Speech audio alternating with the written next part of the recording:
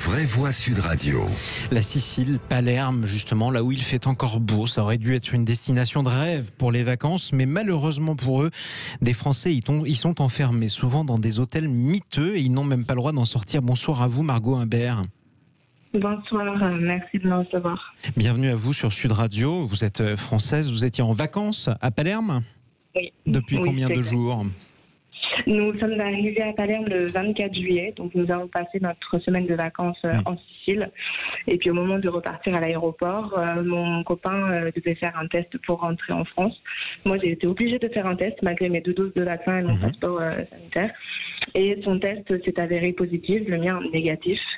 Et donc de suite, nous avons été directement transportés dans ce fameux hôtel Covid complètement insalubre. Un hôtel Covid complètement insalubre. Vous êtes en quarantaine alors que négative et doublement vaccinée. Vous dites insalubre, c'est-à-dire, décrivez-nous votre chambre.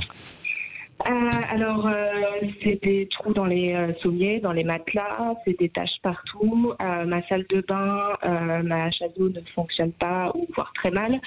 Le robinet, quand il ne fonctionne pas, alors il fonctionne une fois sur 2, soit c'est de l'eau marron qui sort et des fois avec un peu de chance c'est de l'eau claire. Donc l'eau n'est pas potable. Donc voilà, ma douche c'est pareil, il y a très peu d'eau qui en sort. Il fait 40 degrés la journée, la nuit il doit faire à peu près 30 degrés, donc c'est complètement invivable. C'est absolument charmant, oui. Et en plus, votre compagnon, si j'ai bien compris, est positif. D'abord, comment il va ? Alors, il va très bien, en tout cas il va beaucoup mieux, il n'a plus aucun symptôme, je l'ai au téléphone tout le temps, tous les jours, donc il va beaucoup mieux. Faut savoir que grâce à la médiatisation, hier on nous a distribué des ventilateurs, mais que pour les personnes négatives. Voilà, sachant que les étages où il y a des personnes positives, ils n'ont pas eu de ventilateur. Parce qu'ils avaient peur d'apporter des ventilateurs et d'envoyer des gens masqués pour s'occuper d'eux. Ça fait combien de jours que vous êtes dans cet hôtel et combien de temps vous êtes obligé d'y rester ? Eh ben alors déjà, on y est depuis donc le 31 juillet, donc ça va faire 4 jours. 4 jours.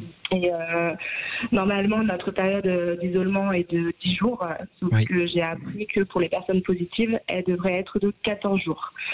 C'est chose qu'on ne nous a pas dit dès notre arrivée. Donc on ne sait pas, on est tenu au courant de rien, on n'a aucune information, les gens ici ne parlent pas un mot français, voire l'anglais c'est très peu d'anglais aussi, donc impossible, c'est très compliqué de se faire comprendre en tout cas. Oui, c'est très difficile. Question pour vous d'une de nos vraies voix, Morad Aitabouche. Oui, rassurez-nous, vous ne prenez pas en charge l'hôtel quand même, et surtout... Non, mais c'est ça. Oui, bon, en même temps, écoutez, vu la qualité du service, ce serait pas cher. Ça serait possible. Faut pas oublier qu'à certains endroits, moi je devais partir en Nouvelle-Calédonie et donc il y avait une quinzaine obligatoire et c'était 3 000 € parce qu'on vous imposait un hôtel. Alors certes, peut-être pas dans ces conditions parce que là quand même c'est insalubre. Non, c'est assez gratiné justement.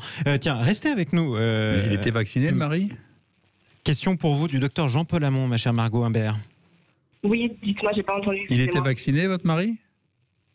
C'est pas mon mari, c'est mon copain, mais c'est pas grave. Non, il avait juste une dose. Il était à une première dose, ouais. C'est pas de chance en plus, oui. C'est vraiment pas de chance. Qui d'autre est avec vous dans cet hôtel Covid, comme vous l'appelez, insalubre ? Alors, sur mon étage, il y a quasiment que des Français. Mais il y a également des Italiens, des Anglais, des Espagnols. Il y a beaucoup de familles et il y a aussi des personnes âgées. Des familles ont été séparées. Qu'une des personnes de la famille a été testée positive.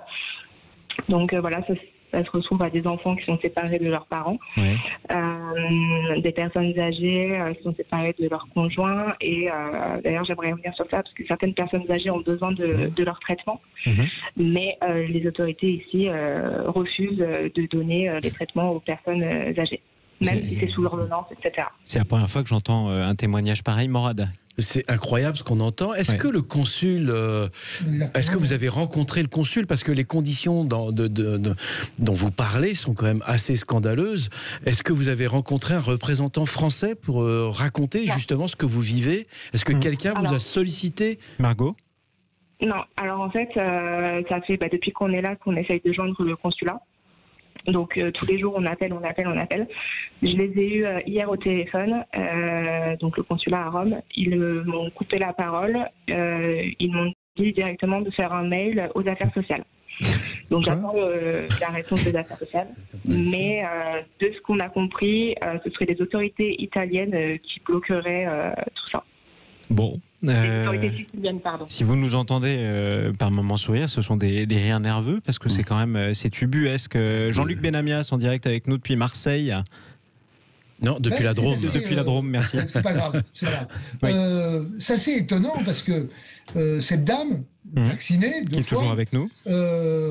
Donc sans doute avec le pass sanitaire, son mari, enfin son ami, pardon, elle l'a rappelé, un premier vaccin. Normalement, on devrait avoir des précautions, certes, mais pas les mêmes précautions que des gens qui ne sont pas vaccinés du tout. Sauf qu'il est positif, sauf qu'il est déjà positif. Et par ailleurs, après le consulat, les personnes de l'administration de l'État français qui renvoient sur les affaires sociales, c'est un peu grossier quand même. Oui, un petit peu, oui. Mais surtout, enfin ça c'est, et encore on peut le dire avec recul, ma chère Margot. Ils ont une assistance rapatriement. Oui, mais quand ils auront le droit de sortir de l'hôtel, j'imagine, Margot Imbert. Oui. Alors ça dépend pour certaines personnes. Moi, par exemple, pour mon cas, dans mon assurance, je n'ai pas la garantie rapatriement. Donc ça va être, c'est pas grave, ça c'est pas un souci. Nous, on veut juste sortir de cet hôtel. On est conscient qu'il faut qu'on s'isole, ça, il y a aucun souci, mais pas dans ces conditions-là. Il y a 2 personnes qui sont arrivées qui étaient négatives. Elles ont attrapé le Covid dans l'hôtel. C'est pas normal. Et vous êtes dans l'incertitude la plus totale quant au dernier jour de cet entre guillemets enfermement. C'est ça, on ne sait pas, on ne sait rien. Ni vous, ni votre compagnon, a priori, qui lui devrait rester plus longtemps, si j'ai bien compris. C'est ça. Alors, on nous a dit, en arrivant à l'hôtel, que ce serait 10 jours. Oui. Mais au fur et à mesure où on avance dans les jours, moi, j'apprends que c'est 10 jours pour moi et 14 jours pour mon compagnon. Oui, donc c'est pratique en plus. Non, puis attendez, si vous êtes en contact avec les personnes qui sont positives à l'hôtel, vous n'êtes pas sorti de l'auberge. Donc, c'est ça. C'est ça, c'est que si moi j'attrape le Covid, j'ai encore 7 jours d'isolement derrière. Et moi je ne refais pas 7 jours d'isolement ici. Et vous allez avoir un test PCR avant de repartir, c'est ça ? Oui, c'est ça. D'accord. Et on ne vous l'a pas encore programmé ? Alors moi ils m'ont dit qu'il serait demain, normalement. Mais ça fait pas 10 jours entre le 31 et demain. Donc je ne comprends pas.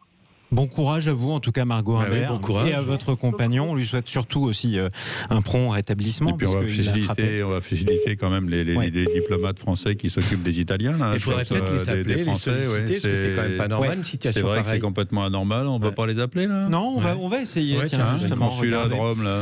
On va voir, peut-être qu'ils nous renverront vers les affaires sociales, comme ces malheureux Français, en tout cas, qui sont enfermés depuis plusieurs jours. Et il n'y a pas que des Français d'ailleurs. Merci beaucoup, Margot Imbert. Bon courage dans votre hôtel Covid. Jean-Luc Benamias, un mot. Oui, d'après ce que je sais, la Sicile est une île très accueillante par rapport aux touristes. C'est assez étonnant. C'est assez étonnant, bien sûr. Bah, en tout cas, ils doivent avoir assez peur, effectivement, de voir repartir. Surtout, il y a un consulat à Palerme. Un consulat français. Il y en a un dans toutes les grandes villes d'Italie. Pourquoi renvoyer vers Rome ? Et pourquoi ensuite Rome renvoie vers les affaires sociales ? Bref, on continuera à se pencher sur votre situation, ma chère Margot Imbert, sur Sud Radio, pour voir quand est-ce que vous arriverez à en sortir. Les amis, restez sur Sud Radio. Les vraies voix sont là. On n'est pas trop enfermés. On fait attention, on prend nos précautions quand même. On se retrouve dans quelques instants, justement, pour poursuivre le tour de table de l'actualité.